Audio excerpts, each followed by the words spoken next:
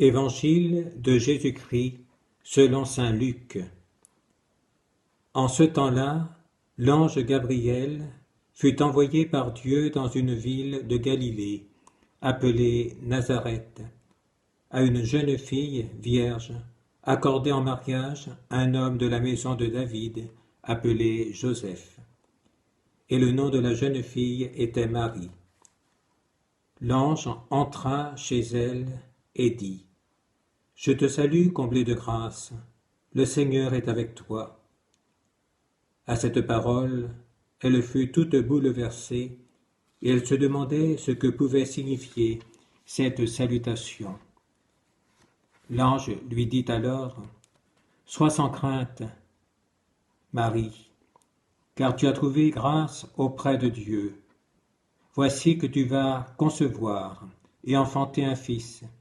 Tu lui donneras le nom de Jésus. Il sera grand, il sera appelé Fils du Très-Haut. Le Seigneur Dieu lui donnera le trône de David son père. Il régnera pour toujours sur la maison de Jacob, et son règne n'aura pas de fin. » Marie dit à l'ange : « Comment cela va-t-il se faire, puisque je ne connais pas d'homme ?» L'ange lui répondit : « L'Esprit Saint viendra sur toi, et la puissance du Très-Haut te prendra sous son ombre. C'est pourquoi celui qui va naître sera saint, il sera appelé Fils de Dieu.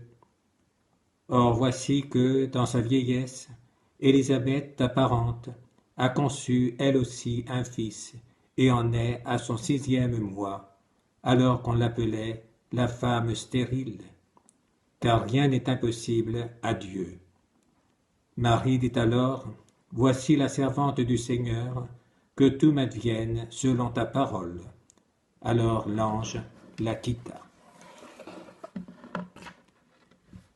C'est aujourd'hui la solennité de l'Annonciation du Seigneur. Saint Luc est le seul évangéliste à nous rapporter la scène, comme il est le seul à nous rapporter l'annonce de la naissance de Jean-Baptiste. Ces deux annonces se suivent dans son œuvre. Elles sont parallèles.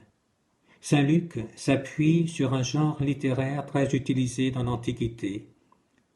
En nous présentant ces deux annonces, il veut nous montrer la supériorité de la seconde sur la première.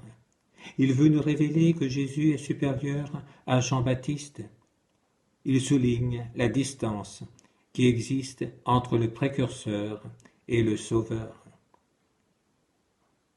Pour le Messie, la scène ne se déroule pas dans le cadre prestigieux du temple comme avec Zacharie, mais dans une petite bourgade perdue au cœur de la Galilée. Nazareth, tel est le nom de cette bourgade, inconnue jusqu'alors. Parcourez tout l'Ancien Testament, vous n'y verrez pas une seule fois la mention de ce village. C'est là, dans ce lieu inconnu, que vit une jeune fille du peuple, pas une jeune qui vit dans un palais, pas la fille d'un grand roi. Son nom est Marie. Mais à la différence de toutes les autres jeunes filles, elle est toute donnée à Dieu, son Créateur. Elle ne fait que sa volonté, son cœur n'a pas été abîmé par le péché. Par son messager, l'archange Gabriel, Dieu vient lui annoncer une nouvelle qui va la bouleverser et bouleverser toute l'histoire de l'humanité. Elle a été choisie pour devenir la mère du Fils de Dieu, le Sauveur du monde.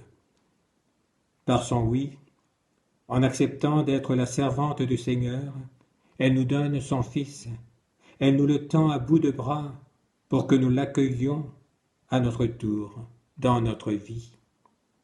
Puissions-nous suivre l'exemple de Marie, puissions-nous accueillir dans notre vie celui qui nous est offert grâce au oui de Marie, Jésus-Christ, dont nous allons célébrer dans quelques jours la mort et la résurrection. Amen.